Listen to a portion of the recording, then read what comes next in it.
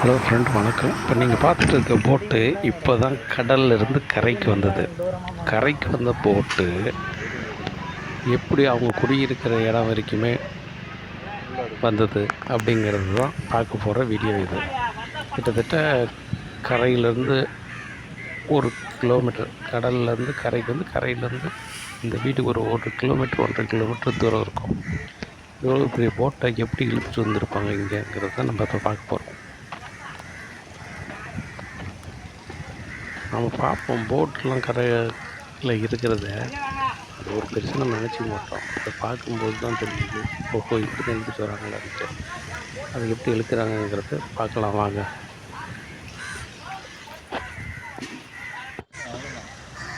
இந்த டிராக்டர் தெரியுதுங்களா? டிராக்டரில் இருந்து ஒரு பெரிய ரோப் அந்த போட்டில் கட்டுறாங்க. கட்டிட்டு டிராக்டரை எடுத்துகிட்டு போகிறாங்க. எடுத்துகிட்டு போயிட்டு டிராக்டர் ஒரு இடத்துல நிறுத்துகிறாங்க. அந்த டிராக்டரில் நம்ம கிணத்துலேருந்து இறப்போம் இல்லைங்களா, அந்த மாதிரி ஒரு உரலை இருக்குது. அதை அப்படியே சுற்ற போட்டு ஏற்றிக்கிட்டு அப்படியே வருது.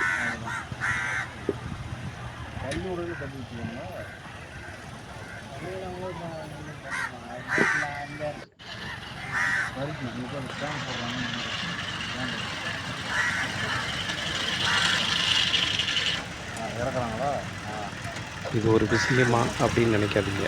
ஏன் அப்படின்னா, இது நிறைய பேருக்கு தெரியாது. ஏன் எனக்கும் தெரியாது. நான் பார்த்த வரைக்கும் பார்த்துருக்கேன். போட்டு இவ்வளோ தூரம் தள்ளி நிற்கிதுன்னு யோசனை பண்ணிக்கிட்டு வந்து அது எப்படி நிறுத்துறாங்கிறத பார்க்கல.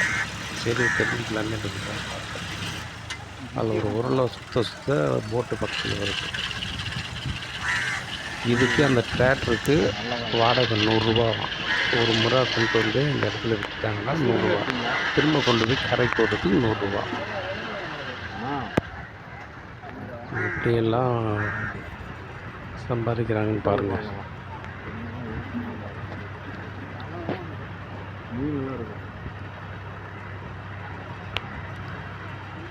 கரையிலுக்கும் நல்லா தான் போகுது போட்டு பாருங்கள், நல்லா தான் வருது. என்ன மீன் கிடைக்காது.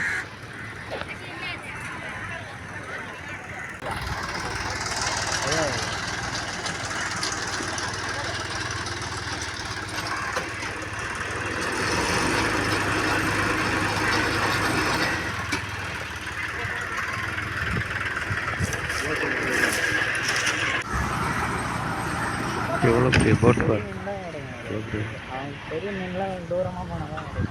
மீன் எல்லாம் சின்ன சின்னதாக இருக்குது. நம்ம பார்க்குற போட்டில் பெருசாக இருக்குது. அதில் தான் பெரிய பெரிய மீன்லாம் வர மாட்டேங்குது. பெரிய சும்மா